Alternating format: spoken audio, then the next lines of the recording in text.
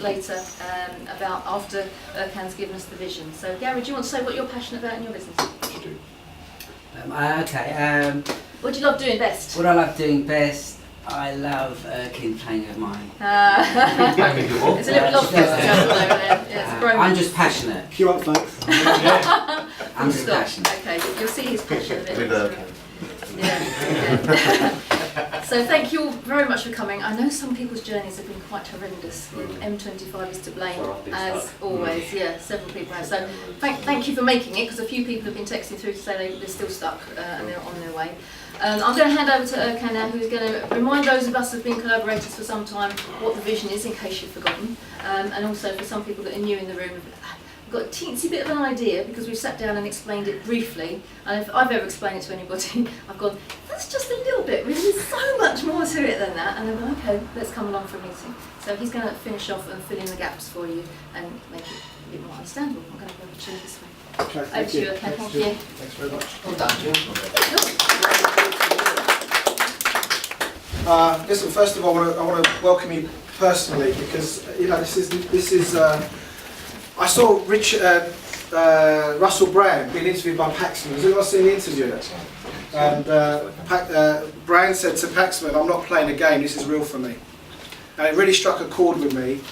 How I see BeCollaboration and the difference I want to help make with the partnership that I see in this room. Is this last few weeks I kind of got present to that. Actually, someone said to me a few times, really, okay, what's it all about? I said, I want to change the world. And I know we've heard other people say it, and other people have done it. Think of all the people that have come on before us and made a difference to the planet. And without holding back to you, because why wait to get to know you, Chris? You might as well know exactly what we're about right now. We're out to make a difference, to raise consciousness of people. And where we spend a lot of time is in our work and in our businesses. But that's not the only places that we're going to be touching people. Unfortunate phrase of words, but you get the point.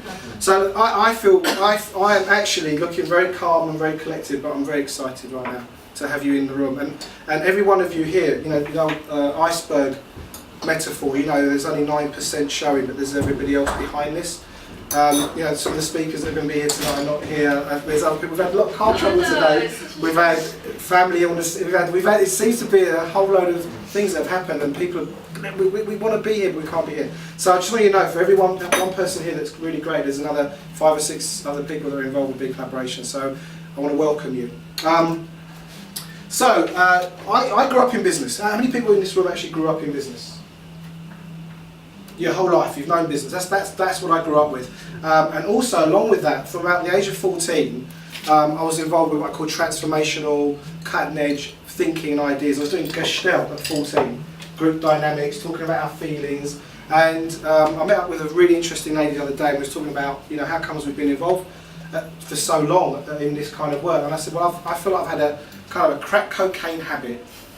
Be careful how you did this. A crack cocaine habit for knowledge and what makes a difference. It's not something I can turn off. I can't turn it off. You know what I mean by that, don't you, Gary? You can't turn off something that gives you who you are when you found it. And I've been connected to that my whole life, and that's what I'm passionate about. So for me, being in business doesn't exclude us being responsible for our environment and the planet. And we're becoming more and more aware of this. If we'd have said this a few years ago, maybe 5 or 6 or 10 years ago, we probably got laughed at. What do you mean about the planet? It's all about the bottom line. It's all about profit. It's all about step on that guy so you get to the next thing and the next thing. And it doesn't seem so unusual to be saying this anymore. And actually, if none of us are looked after, thriving, if any of us are not getting that, then none of us can win. Does that make sense? Well, I'm going a bit heavy too quickly, but I'm going to go for it tonight. I really want to go for it.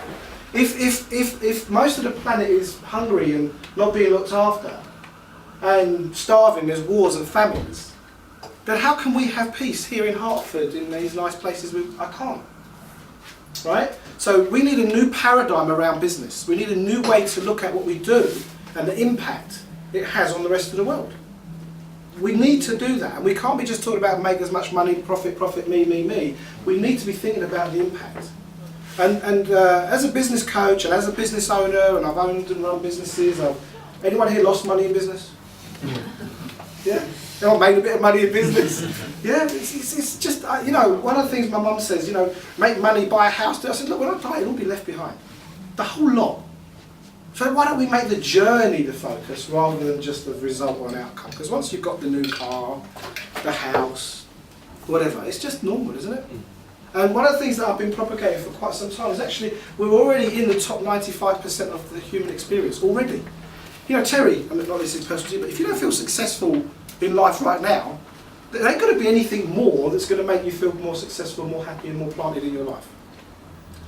And if we could bring that message to businesses and people that work in organisations and get them to see what really matters to them, you know, really matters to them, you know, like Gary said earlier on, is just passionate about doing something that's going to make that impact. So whether we cook food, we cut hair, we take care of people's legal work, we do websites, accounts, at the end of the day, that's you and your life right there. And I did a blog the other day about empathy. It's take on seeing the human being. When Marish is an accountant, or Joe says she's a solicitor, I bet we all had something about that. You know, it's just natural, right? But then park that and then look into Marish's eyes and go, who is this human being in front of me? And a few months ago we had some youngsters come in and talking at an event, and they said, you've got a £1 million machine here. You know, if someone gave you £1 million or £1 billion, what would you do with it? And you know, when you look at Marish, do you think that's a £1 million man there? Or £1 billion? Or a human being? No, we're bloody accountants, charge too much, never do enough work. And someone thinks that about you. I promise you. Someone thinks they're paying you too much, you don't give enough value. I don't see a human being. So that's where I'm coming from. Okay. So how can we work together, create opportunities, make a difference, and actually thrive?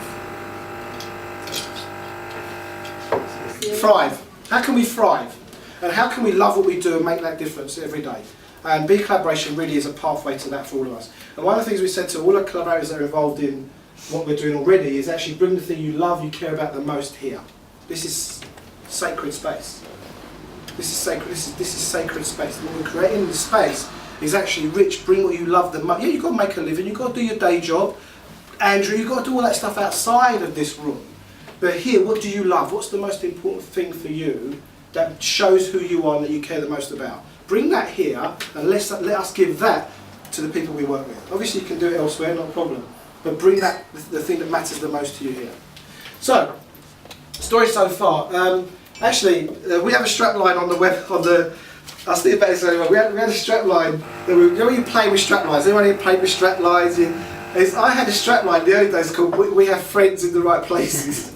You know, like that. But I still believe that. I still believe, you know, having someone like Joe in the room or Nick is if someone's asking me for help in their business or their organisation, I've got friends that can go in and make a difference and get them where they want to get to. So I still believe that. But our current strapline is inspiring collective action in business.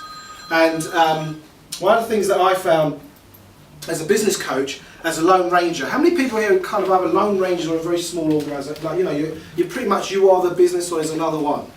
You know, you do meet other people, don't you? And on my journey as a business coach, I'd meet people like Chris, and you know, we should find a way to work together, and we didn't. And sometimes I'd bring people in to work with businesses, but it became quite a lonely, solitudinal experience. You know, I always run businesses prior to that, and I was always the boss. And now I kind of enjoyed being on my own for a little while, but then it kind of got a bit boring because the clients are not your team. The client, for me personally, the clients weren't my team. I speak for myself. You know, and I project my desire to make a difference to groups of people onto those businesses, give them value. But when they kind of had enough of me, it was, oh, thanks, Erkan, we don't need you anymore. You've done a great job. And I said to myself, why do I feel like I'm getting screwed? Ever had that experience? Getting screwed. You'll love it. So. I thought to myself, you know, or the other thing I did is I'd meet other talent.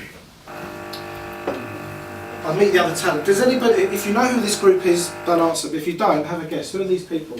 Anyone know? Talent. Yes. We meet people all the time, eh? We meet people all the time. You know, this is a great guy here, right? Great guy. But you could look at him as a little bit weird, maybe.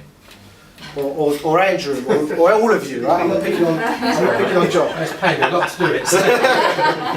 You kind of miss the talent. And what I find is that I'd meet people that were really great at what they did, and I couldn't find a way to work with them. And I thought to myself, how much talent are we missing? By the way, that's Microsoft. That guy there is Bill Gates. And if you don't know the story about Microsoft, they did a lot of research for IBM. Hello. Hi. Hello. Hello. How you doing, Nikki? Do you want to introduce yourself, or do you want to just sit down and we'll come back I'd to like this? to just sit down. Everyone's looking at me. Come and sit down, make yourself comfortable. So yeah, so the story of Microsoft is actually IBM didn't know what they were up to. They didn't know what they were up to, and they let them keep all the copyright and the IP. You could have helped them out there. Yeah. And they made a massive difference on the planet. We're all either in the Microsoft camp or in the Apple camp, I guess. The other thing that I found with other collaborators or people I could bring in to work with me, I couldn't control their delivery. So if I brought Nick in to go and work with Narish as a referral, I had no real say in how Nick would deliver to Narish and his experience. And what I found was clients would have an experience working with me, but they wouldn't necessarily have the same experience working with one of my referral partners. Are you all parts of BNI, or are you all familiar to referring to business, right? Well, a referral says, here Terry, speak to this guy, he wants some of what you do, give him a call. But it doesn't mean I have a say in how you deliver that. So I thought to myself, what if we could kind of start to develop a culture, a kind of an accountability. So if Joe sends me in, if I send Jo in on behalf of BeCollaboration to do something, she's actually delivering on behalf of us as a group and as a culture. Obviously in our own right, in our own speciality. And if we create a strong enough culture, that could be quite unique and quite distinct of what's available in the market. And that's where it all started.